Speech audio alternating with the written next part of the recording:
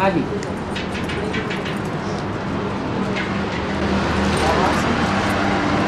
ज्ञान का प्रैक्टिकल होना कितना जरूरी है? ज्ञान का प्रैक्टिकल होना कितना जरूरी है? इतना जरूरी है? प्रैक्टिकल उतना ही जरूरी है जितना बड़बड़ करना जरूरी है। कलयुगी दुनिया में बड़बड़ ज्यादा होता है, बतबड़ ज्यादा होता है, या सतयुगी दुनिया में बतबड़ ज्यादा होता है? तो रिजल्ट क्या होता है? ज्यादा बतबड़ से रिजल्ट क्या होता है? नरक बनता है, स्वर्ग बनता है? नरक बनता है। और सतयुग में बातें बनाते ही नहीं, बातें होती ही नहीं, सारा काम इशारे से होता है, बाकी सब प्रैक्टिकल होता है। इसलिए नई दुनिया बन जाती। यही बात बाप आकर के सिखाते हैं कि अपन को आत्मा समझो और आत्मा समझ करके बाप को याद करो। प्रैक्टिकल, ये बोल बोल करने की बात नहीं है कि कोई को देखें तो याद दिलाएं बाबा को याद करो। हम याद स्वरूप होंगे तो जो देखने वाले होंगे वो प्रैक्टिकल स्वरूप देख करके स्वतः ही याद में बैठ जाएंगे। तो प्रैक्टिकल ही जरूरी है। प्रैक्टिकल विष्णु का पार्ट है, ब्रह्मा का पार्ट नहीं है, शंकर का भी पार्ट नहीं है।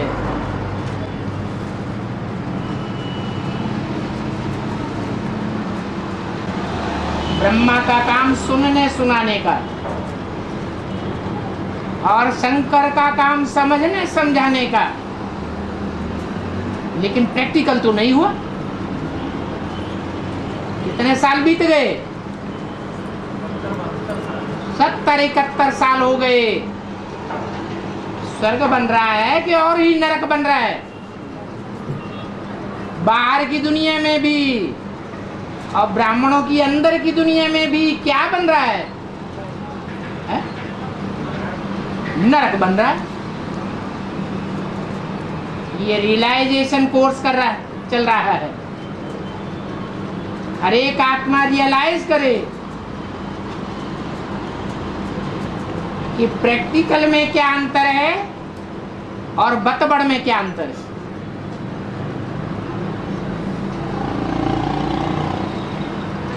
प्रैक्टिकल धारणा से ही स्वर्ग बनता है। और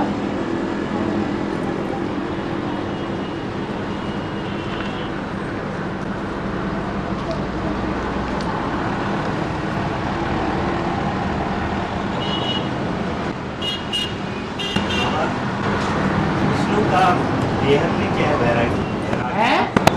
विष्णु का हाँ, बेहद में वैराग्य, वेद में बैराग।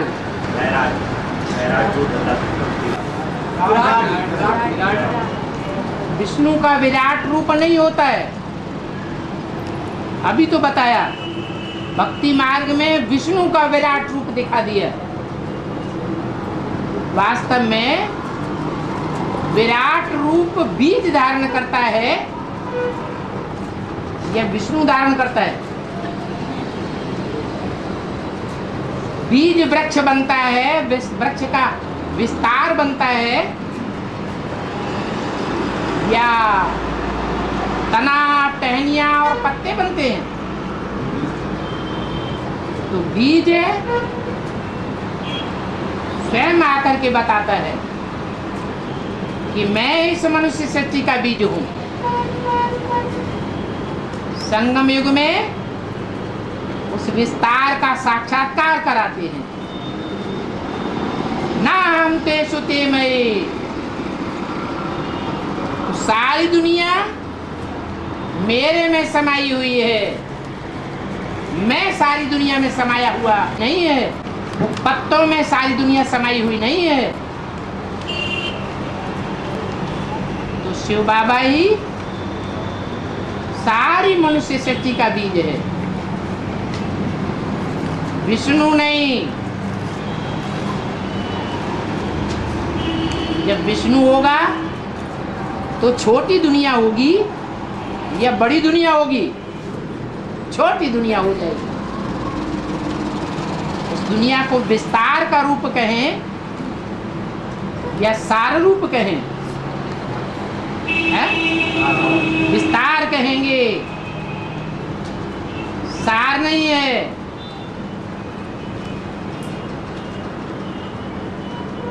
सार को याद करने के लिए हमें बताया है। जितना जितना हम सार में टिकेंगे उतना उतना हमारे अनेक जन्मों की छोरी स्वतः ही खुलती जाएगी।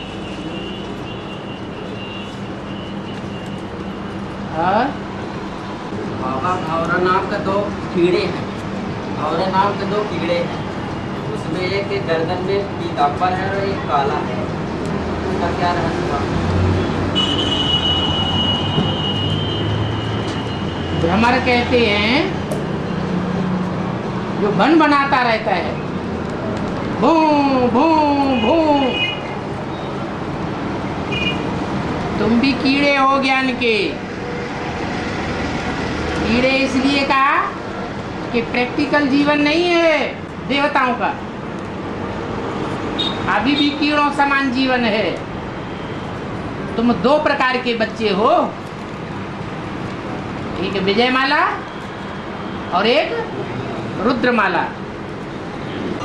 अरे इनको भी शर्म आने लगी क्या? पीछे से शर्म कर रहे हैं। हाँ,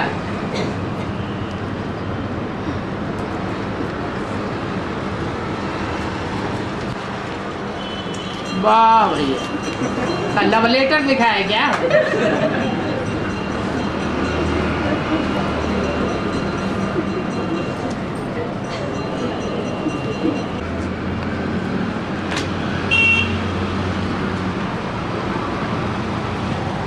बोला है कि आबू रोड में लाइन लगेगी, आबू रोड से लेकर के माउंट आबू तक। तो क्या 4.5 लाख बच्चों की लाइन लगेगी?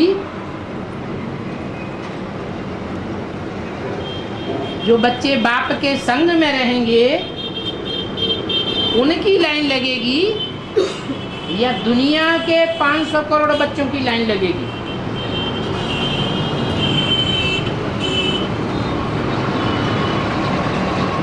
कौन जवाब देगा? दुनिया वाले 500 करोड़ हैं लाइन लगाने वाले। लाइन भक्तों की लगती है या बच्चों की लगती है, या दुनिया वाले लाइन लगाते हैं मंदिर मस्जिद गिरजाघर में? दुनिया वाले लाइन लगाते हैं, सारी दुनिया वाले। अरे सारी दुनिया तो अब नास्तिक बन गई, ज्यादा से ज्यादा लोग नास्तिक बन चुके हैं, वो भक्तों की लाइन से भी दूर हो चुके हैं। भक्त तो फिर भी भगवान के नजदीक हैं, दुनिया वाले तो नास्तिक हो गए। वो दर्शन करने के इच्छुक हैं? नहीं है। जब ताबड़तोड़ विनाश होगा, सर के ऊपर डंडा बजेगा, तब जागेंगे। उस समय लाइन लगाने की भी टाइम नहीं रहेगा। तो 500 करोड़ की तो बात ही छोड़ दो, 4.5 लाख तो खुद ही लिख दिया, बाप के संग में बैठेंगे, तपस्या करेंगे, यथा राजा तथा प्रजा। तो लाइन में लगने वाले कौन हुए? हैं? भक्त लोग। बाप के बच्चे भी हैं जो वारिसदार बनते हैं, वारिसदार भी हैं और फिर बाप की प्रजा भी है। बच्चे राजाएं बनेंगे और प्रजा राजा नहीं बनेगी। नंबरवार प्रजा की लिस्ट में आवेंगे, वो भी यथा राजा सो प्रजा, उनकी भी लाइन लगेगी। और फिर तीसरे हैं भक्त, बाप के भक्त भी हैं। आत्माओं का बाप भक्त बनाता है या मनुष्यों का बाप भक्त बनाता है?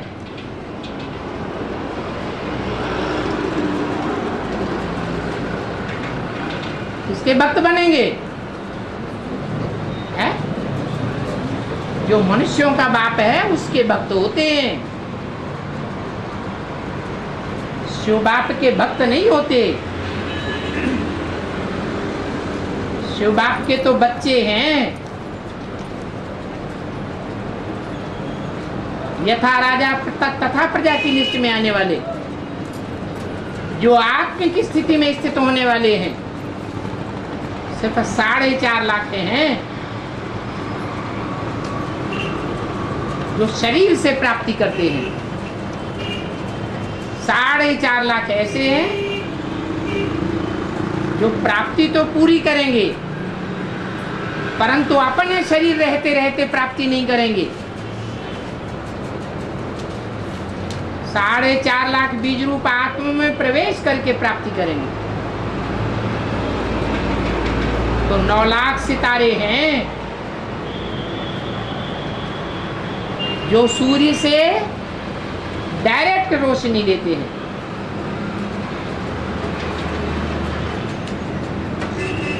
वो बाप के संग में बैठने वाले बच्चे हैं।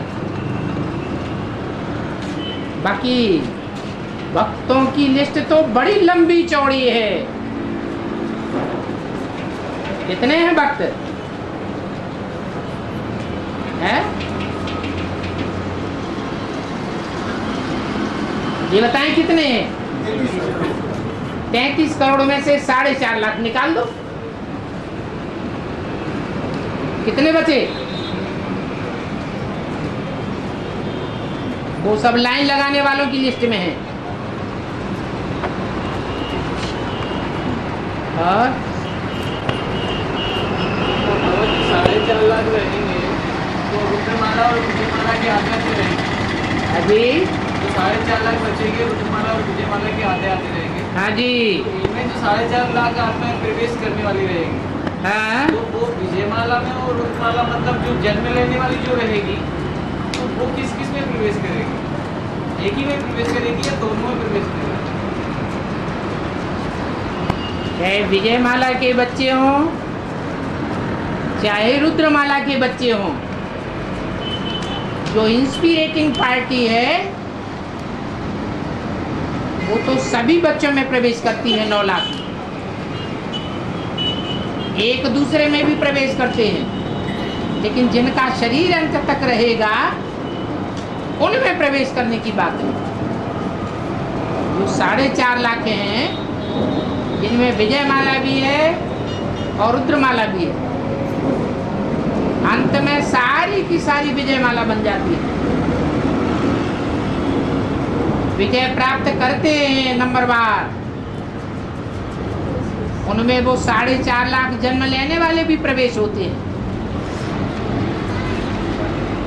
वो भी पूरा ज्ञान लेंगे, अपना शरीर नहीं होगा। और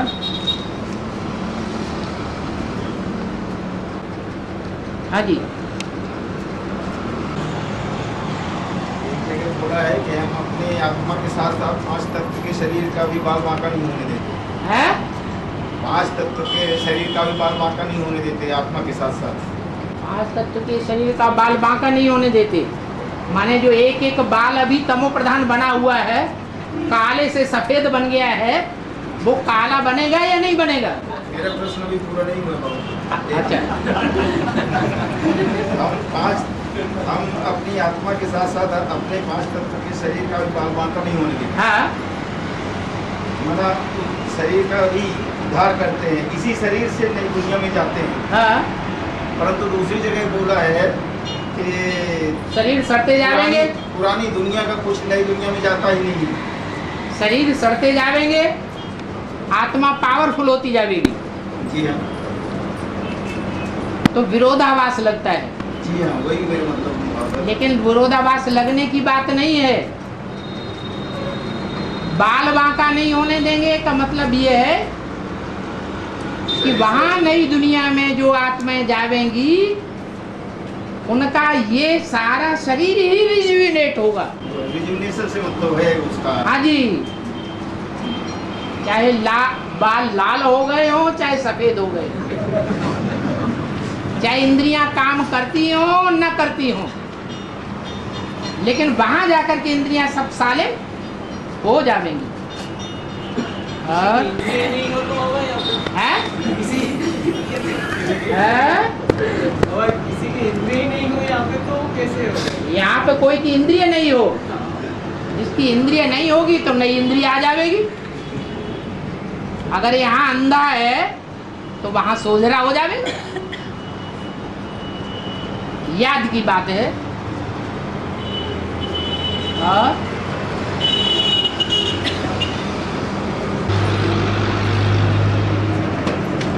बस आज सबको शर्म आ रही है, है, आज सबको शर्म आ रही है,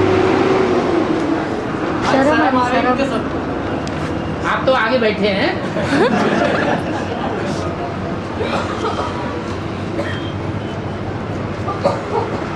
प्रश्न आया है, भक्ति मार्ग में सन्यासियों को आम फेंक करके मारते हैं, इसका क्या अर्थ है? अभी ब्राह्मणों की दुनिया में भक्ति मार्ग वाले भी हैं और ज्ञान मार्ग वाले भी हैं। कौन है?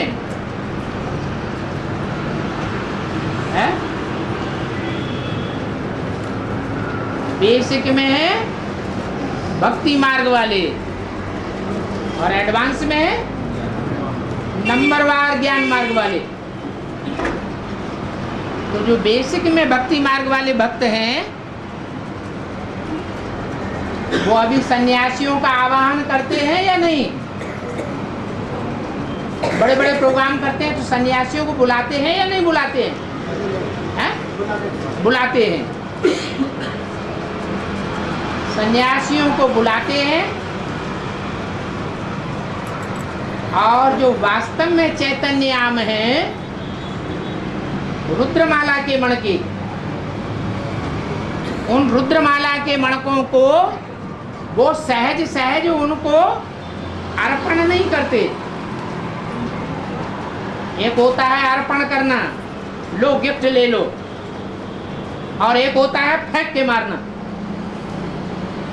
वो क्या करते हैं? वो अर्पण नहीं करते। जो त्यागी हुई चीज है वो आम को पहचानते नहीं। ये रुद्रमाला के मण के सारे ही फलों के राजा हैं, उनको वो खुद अपनी मुट्ठी में नहीं रख पाते, ग्रहण करके नहीं रख सकते, उनके जवाब भी वो नहीं दे सकते, उनका संग भी नहीं कर सकते। इसलिए उनको उनके मुंह पर मारते हैं। किनके मुंह पर? सन्यासियों के मुंह पर। सन्यासी सन्यासी में जाके मिलेंगे, ईसाई ईसाइयों में जाके मिलेंगे, बौद्धि बौद्धियों में जाके मिलेंगे। तो ये बेसिक वाले मिलेंगे, ये एडवांस वालों की बात है। पहले अभी कौन किस में मिल रहे हैं? अरे बेसिक वाले दुनियावी बौद्धियों का भी आवाहन करते हैं, इस्लामियों का भी आवाहन करते हैं, क्रिश्चियंस का भी आवाहन करते हैं, और उनको बुला बुला करके अपनी महिमा उनको दिखाना चाहते, और जिनको दुश्मन समझते हैं उनकी ग्लानि करते हैं। तो जवाब नहीं दे सकते, इसलिए उनसे भिड़ाना चाहते हैं।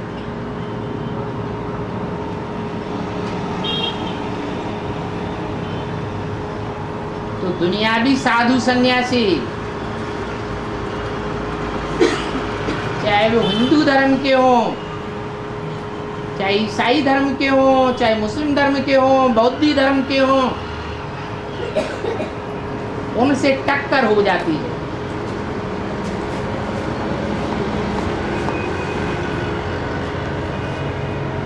राजनेताएं और धर्म नेताओं से हमारी टक्कर होती है। वो टक्कर कराने के निमित्त कौन बनते हैं? बेसिक वाले या एडवांस वाले? हैं? बेसिक वाले निमित्त बनते हैं, क्योंकि उनके सामने वो ग्लानि उठा उठा के रखते हैं।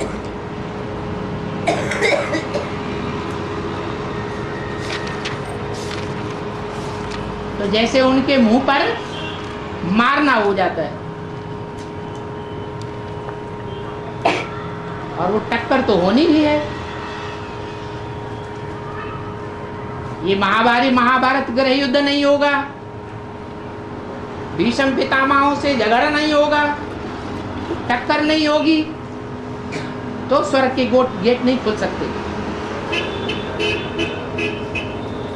स्वर्ग के गेट तभी खुलेंगे जब बड़े बड़े सन्यासी आकर के तुम्हारे ग्रुप में मिल जाएंगे,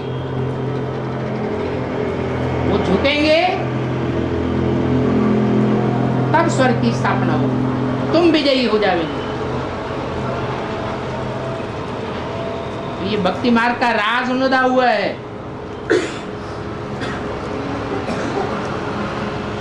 जो फलों के राजा आम बनने वाले हैं, उन आमों को उनके मुंह पर फेंक के मारें, न तो प्यार से स्वयं स्वीकार कर सकते हैं और न दूसरों को अर्पण कर सकते हैं, इसलिए फेंक के मुंह पे मारते हैं।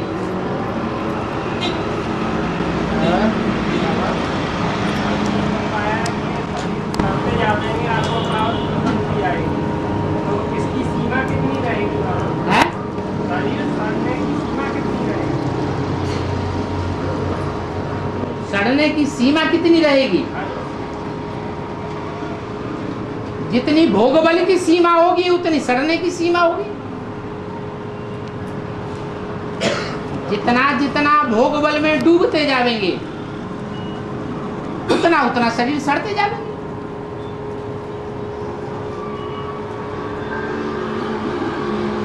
जो योगी होंगे वो शरीर सड़ा हुआ होते हुए भी सड़े हुए शरीर से काम लेते रहेंगे और ईश्वरीय सेवा भी करते रहेंगे। जैसे कोई लुंजुम पुंजुम शरीर वाला होता है और उसमें पावरफुल स्वयं प्रवेश करती है और जबरदस्त काम करा लेती है। जैसे गुलजार दादी के शरीर में कौन सा रोग लगा हुआ है? आज की दुनिया का सबसे भयंकर रोग कैंसर लगा हुआ है, और वो भी शरीर के रक्त कणों में भरा हुआ है। खून की एक एक बूंद में कैंसर भरा हुआ है। ऐसे शरीर से मनुष्य आत्मा प्रवेश करके कार्य करा लेती है। तो भगवान फिर क्या नहीं कर सकता है? मनुष्य आत्मा ज्यादा पावरफुल है या भगवान ज्यादा पावरफुल है? भगवान तो और ही पावरफुल। तो बल शरीर सड़ते जावेंगे, लेकिन हिम्मते बच्चे तो मत दे बाप बनते जावेंगे। देह अभिमानी होंगे, वो देह की परवाह करेंगे, हाँ मेरा शरीर बढ़ गया।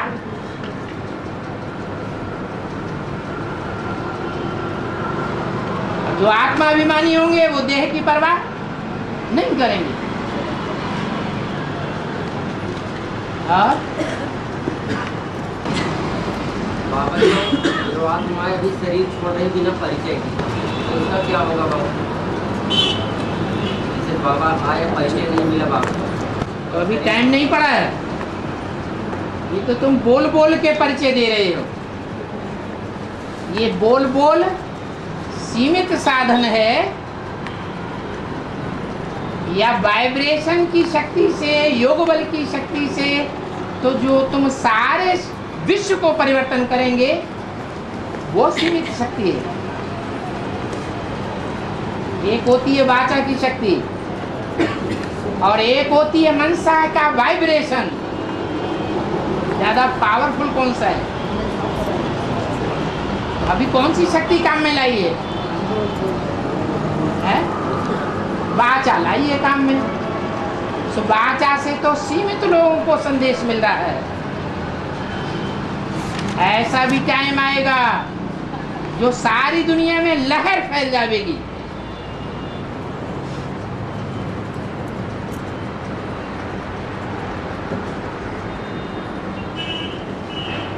उधो आई ज्ञान की आंधी।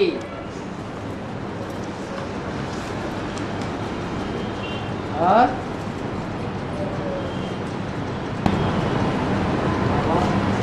गीता में लिखा है कि जैसे एक बम गिरेगा तो सारे विश्व की छोटे कीटाणु लगते हैं।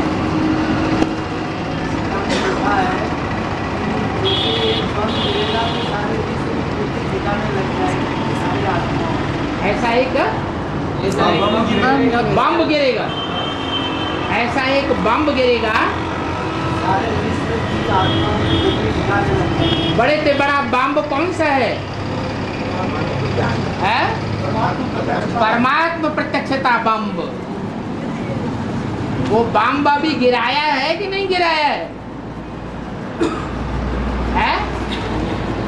कि बम्बियां गिराई है? बम्बियां गिराई है। अभी सारी दुनिया में जो बड़े से बड़े बम्ब का विस्फोट होने वाला है वो बम्ब परमात्मा प्रत्यक्षता बम्ब है। वो विस्फोट नहीं हुआ है। जब उसका विस्फोट होगा तो सबसे बड़े से बड़ा परिवर्तन वो आएगा ब्राह्मणों की दुनिया में।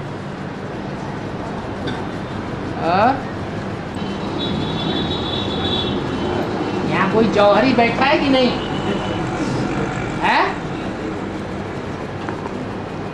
अरे हीरों का व्यापारी कोई बैठा है कि नहीं? छोटा मोटा एक है, बड़ा वाला छोटा वाला नहीं, हद में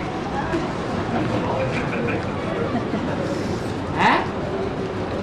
कोई नहीं है?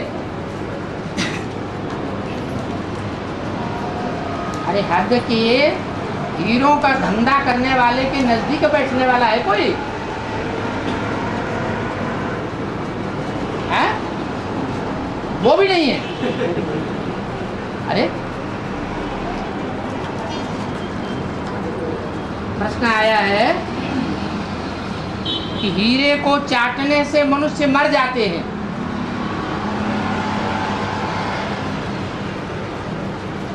तो हीरा तो अच्छी चीज है, फिर उसको चाटने से मर क्यों जाते हैं?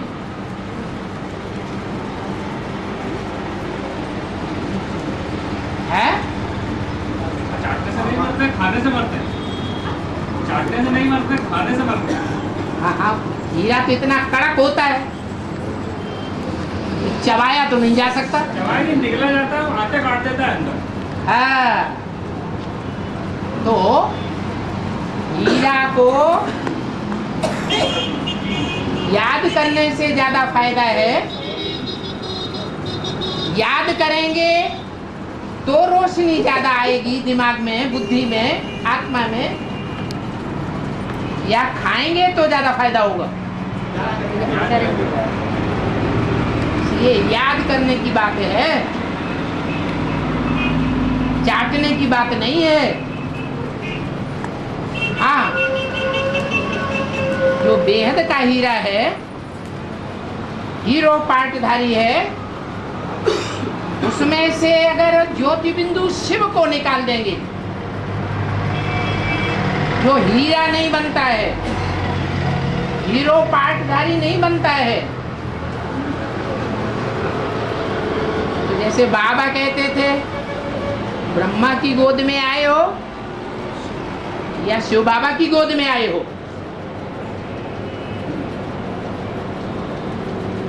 तो जो कहते थे बाबा हम आपकी गोद में आए हैं, तो फिर जो कहते हम शिव बाबा की गोद में आए हैं, वो पास।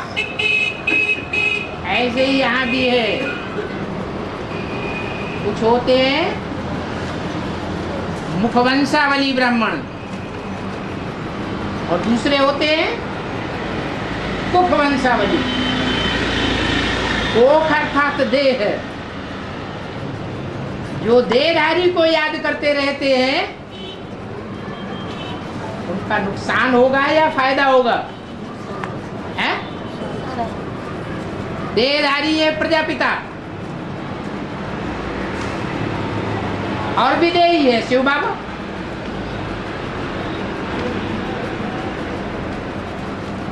तो विदेही को याद नहीं किया, सिर्फ देहधारी को याद करते रहे, या देह का देह से संग करते रहे, चाटते रहे, तो नुकसान होगा या फायदा होगा? नुकसान होगा। तो यही अर्थ है कि हीरे को चाटना नहीं है। हीरे को, जो हीरा बनाने वाला है, उस हीरे में बनाने वाले को याद करना है।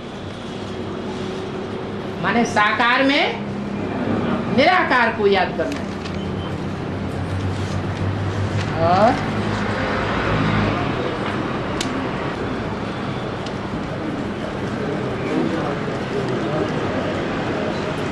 जितना लंबा प्रश्न होगा उतना बाद में जवाब मिलेगा। बाबा में बोला हुआ है, हर आत्मा 84, हर आत्मा में 84 जन्मों का पाठ मिला हुआ है। नहीं, गलत बोलते हो। और हर आत्मा में 84 जन्मों का पाठ हो सकता है? किसी ने पूछा और पढ़ा हैं? पढ़ा है मुझे। तुम तो बड़े पढ़ैया महुए वाले। हाँ, मुरली में लिखा है। मुल्ली में लिखा है, मुल्ला जी में नहीं लिखा है। अगली बार मुल्ली लेके आना, जिसमें लिखा है हर आत्मा में 84 जन्म का पाठ नुदा हुआ है। अरे कितनी आत्माएं हैं जिसमें 84 जन्म होते हैं? 4.5 लाख। 9 लाख। ये कह रहे हैं हर आत्मा में नुदा हुआ है। और रोज क्लास करते हो? करते हो? कहाँ? हैं?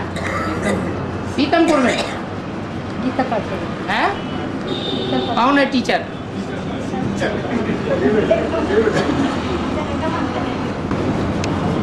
ये रोज क्लास करते हैं? कितने साल से? हैं? साल भर से बट्टी की है? हैं? साल भर से बट्टी की है? साल भर से बट्टी की, साल भर से रोज मुरली सुनते, और इनको अभी तक यही नहीं मालूम। मालूम है, इसलिए पूछा है, तो लिखा हुआ तो इसलिए पूछा है ना, मालूम है। और भगवान के ऊपर ही दोष।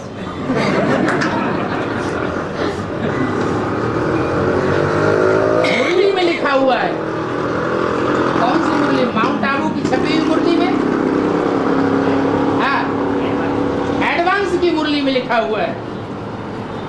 कि आत्मा 84 जन्म लेती है?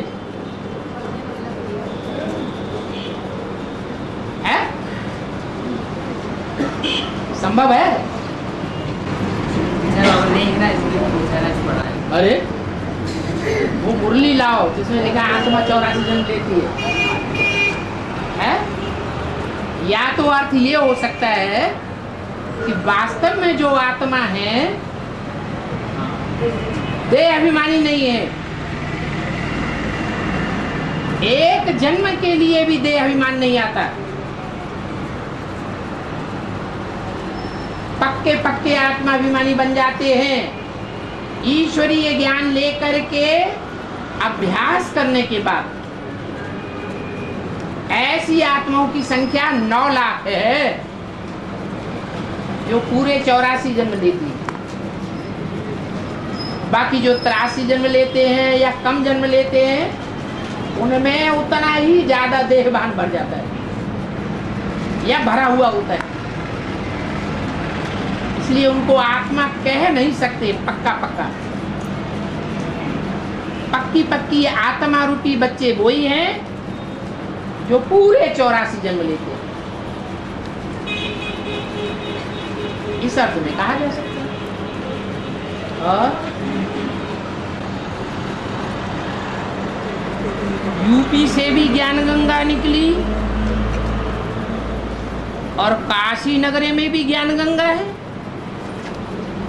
इसका अर्थ क्या है?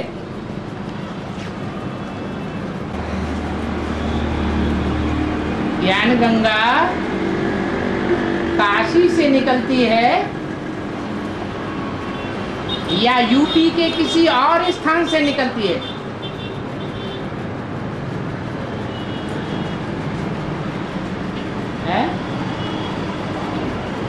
निकली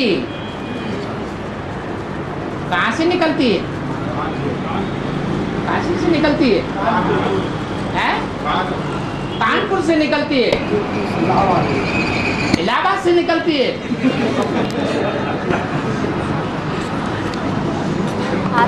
अभी ले लेंगे। भक्ति मार्ग में यादगार क्या बना हुआ है? गौमुख से निकलती है। लोग गंगोत्री की यात्रा करने जाते हैं क्योंकि गंगोत्री तक सड़क बनी हुई है, इसलिए आराम से चले जाते हैं। गंगोत्री के बाद ये नहीं कहेंगे कि गंगोत्री से ही गंगा निकली, नहीं, गंगोत्री से भी पहले कोई और स्थान है जहां से गंगा निकलती है, ये प्रसिद्धि है गौमुख। परंतु गौमुख से पहले कहां से गंगा निकली ये कोई नहीं जानता। ये तो भगवान बाप ही आकर के बताते हैं कि ज्ञान गंगा कहां से आती है?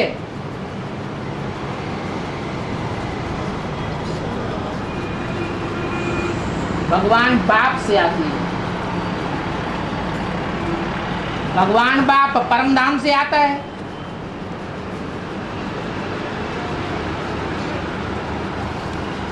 परंतु ये बात दुनिया में कोई नहीं जानता, ऐसे ही भक्ति में भी ये कोई नहीं जानता कि गौमुख से पहले गंगा कहां से आती है। गौमुख पत्थर का बनाया हुआ है, चैतन्य की यादगार भक्ति मार्ग में जड़ बनती है। तो कोई चैतन्य आत्मा है गौमुख के रूप में पार्ट बजाने वाली,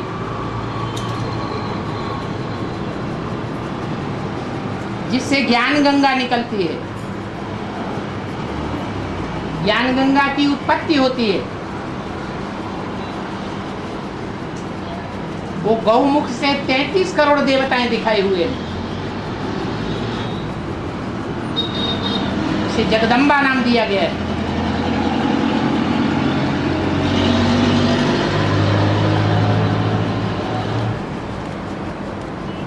पत्थर इसलिए कहा गया कि मनुष्य जीवन का जो लक्ष्य है, नर से नारायण बनना, नारी से लक्ष्मी बनना, वो लक्ष्य प्राप्त नहीं कर पाती पूरा।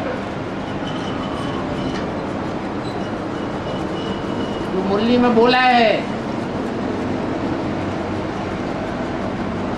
कि मेरे बच्चे, मेरे को जानने वाले बच्चे भी, बाप के बच्चे भी बाप को भूल जाते हैं, बाप को छोड़ देते हैं, पहचान नहीं पाते, इसलिए पत्थर बुद्धि बताया।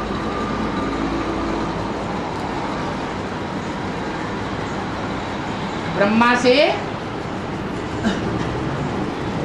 पहले पहले पुत्री का जन्म हुआ, उसका नाम रखते हैं जगदम्बा। जगदम्बा रचना है बाप की।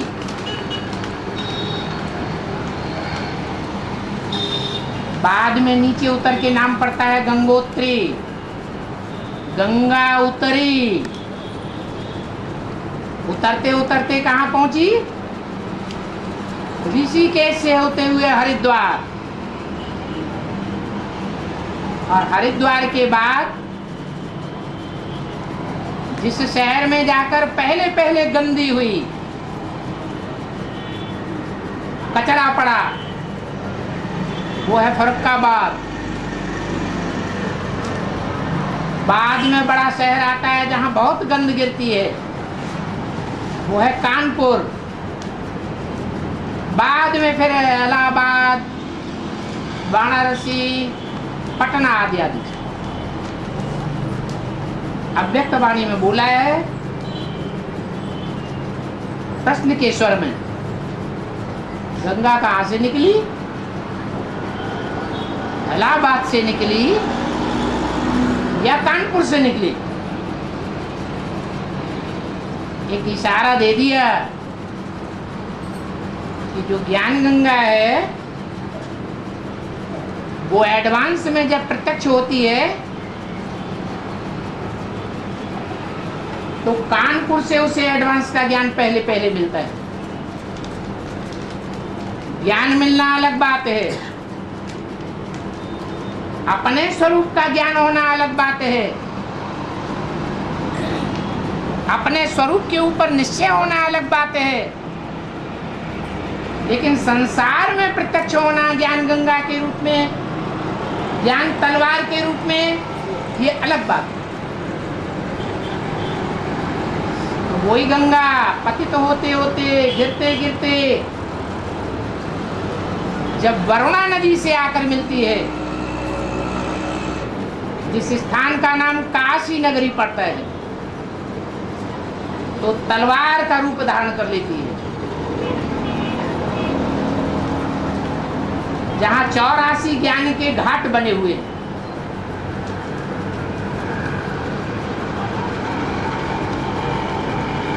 वो प्रत्यक्ष होना ही निकलना कहा जाता है। जैसे बच्चे का जन्म होता है तो ऐसे नहीं कि बच्चा पहले था नहीं, था तो गुप्त था, जानकारी में नहीं था। जब प्रत्यक्ष होता है तो सबकी जानकारी में हो जाता है। तो ऐसे ही गंगा के रूप में पार्ट बजाने वाली, शंकर के सर पर दिखाने वाली जो कन्या का रूप है, उसे अभी कोई नहीं जानता, लेकिन जब वो काशी नगरी में जाकर टकराती है, मिलती है, तो संसार के सामने प्रत्यक्ष हो जाती है। कौन सा संसार, कौन सी दुनिया? बाहर की दुनिया या ब्राह्मणों की दुनिया? ब्राह्मणों की दुनिया में प्रत्यक्ष हो जाती है।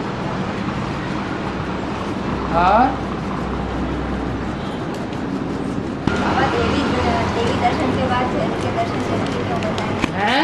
देवी दर्शन के बाद भैरू के दर्शन जरूरी क्यों बताएं? दर्शन माने इन आँख आंखों से देखना नहीं है, वो तो भक्ति मार्ग में होता है कि देवी के जड़ चित्र का, जड़ मूर्ति का दर्शन कर लेते हैं, समझते हैं हमने दर्शन कर लिया। दर्शन करना माने जानकारी, बायोग्राफी की जानकारी, जीवन कहानी की जानकारी।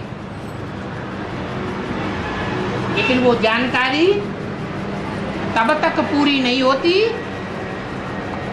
जब तक उस देवी की रक्षा करने वाला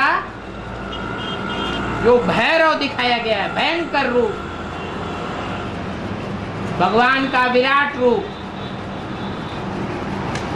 उसको जब तक न पहचाने, वो भी पहचानना जरूरी है। कलयुग में रामकृष्ण की आत्मा ही वीरभद्र और काल भैरव बनती हैं।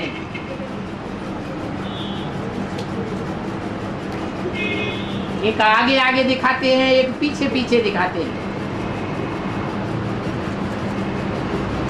वो कालभद्र ही भैरव का रूप है। इतना भयंकर है कि सारी दुनिया के विनाश का निमित्त बनता है।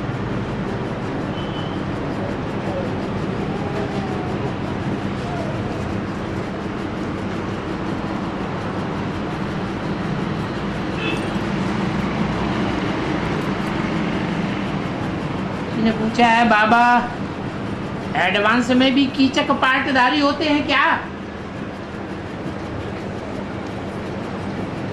होते हैं या नहीं होते? होते हैं। बाबा ने परिभाषा बताई है, जो ब्रह्मा कुमारियों के पीछे पड़े रहते हैं उनको कहा जाता है कीचक। कीचक माने गंदे, डर्टी फ्रूट्स, जो अपनी सेवा नहीं करते हैं, ईश्वरीय सेवा के बहाने ब्रह्मा कुमारियों के पीछे ज्यादा पड़ते हैं, उनको कहा जाता है कीचक।